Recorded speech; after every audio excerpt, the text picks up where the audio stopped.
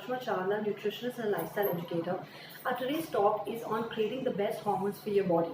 Now, before we get into a few ways of creating the best hormones for your body, let me highlight something. Why do you really need to do so? So, well, you are not what just you eat, but rather what you're capable of doing with what you eat. So the quality of the foods that you eat actually determine the quality of the hormones produced in the body, which is a very important marker for your overall well-being, performance and productivity. Now, having said that, let's get into a few ways in how you can enhance your hormonal health. So the first is keep your thyroid gland happy. Now, we are all aware of the fact that the happier your thyroid gland, the better your body performs. So you could include cruciferous vegetables such as kale, broccoli, bok choy, Brussels sprouts, cabbage and cauliflower. Just ensure that you have these vegetables in the cooked form and avoid them in the raw. The second thing that you can add in your diet would be Brazil nuts. Now, these are high in selenium, which is basically responsible for the conversion of your T4 to the active T3. Just 2 nuts or 2 Brazil nuts a day could do the trick for you. A third important ingredient that you could actually add is coconut oil. So a good concoction would be 1 teaspoon of coconut oil with a pinch of turmeric powder plus a pinch of black pepper for better absorption. Point number 2 is to ensure 3 servings of protein in a day. So the diets which are basically low in proteins can stimulate stress response, which can worsen or lead to the hormonal imbalances in the body.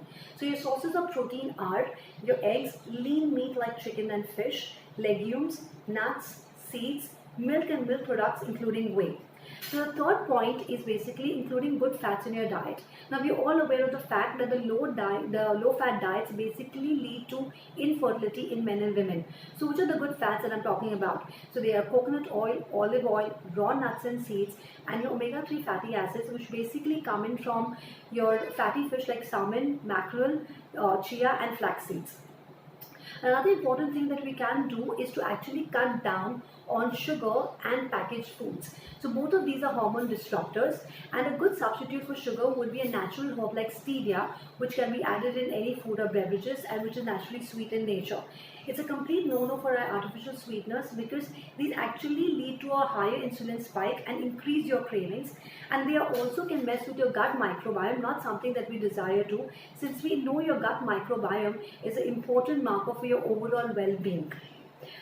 We can ensure that we get 30 minutes of natural light in a day, preferably within 1 hour of waking. So what exactly does this do to your body? It helps to boost your serotonin levels, which in turn boosts your melatonin levels, ensures good sleep at night, and also keeps your hormones in balance. The next step would be to actually ensure 7 to 8 hours of sleep. Now, while you're sleeping, your mind is still recharging, removing the toxins as well as creating the best hormones your body needs. So please ensure that you get 7 to 8 hours sleep every day. The next factor is very, very important because we kind of undermine the stress levels that we have in our daily lives, but the stress levels can actually create an havoc on your hormones. So what we could really do is indulge into yoga, meditation, grounding, any kind of movement, which could be your exercise or dancing, because actually this would help you to release your stuck emotions. Acupuncture, you could also add some humor in your life, so that actually changes the perspective to a situation. And another important thing that we can add, which we all really need to add in our daily lives, is social connection. So in fact, quite a few of the factors that I've just mentioned can also help in the longevity of your lives. So coping up with stress is very, very important. And another thing that you could also try is learning a new skill. So what exactly that does to your brain is it opens up a new pathway, and it also helps you to be less resistant to change. Now we come to our last point, which is take care of your gut. Now 90% of your serotonin, which is your feel-good hormone, is actually produced in your gut, which is responsible for your moods as well as your gut feelings. So it is that important to keep your gut health in check. So let's quickly get into the gut health protocol. So firstly, let's drop all the gut irritants, which include your soy, corn, wheat, sugar and packaged foods. Limit your use of antibiotics because they completely mess with the gut microbiome again, and limit the use of anti-inflammatories because they directly have an effect on your gut lining. Now, having said what we need to drop, let's get into what we must add in order to enhance our gut health. So we could add bone broth, which helps to aid digestion and immunity. Remember, 70% of your immune system lies in your gut. The second important ingredient that you could add is your turmeric. We all know it is anti-inflammatory. The other two supplements that help you with repairing your gut lining are marine collagen and your L-glutamine. Now, besides that, what you could add are your probiotics and your prebiotics. So your probiotics come in the form of your supplements, which could easily get over the counter.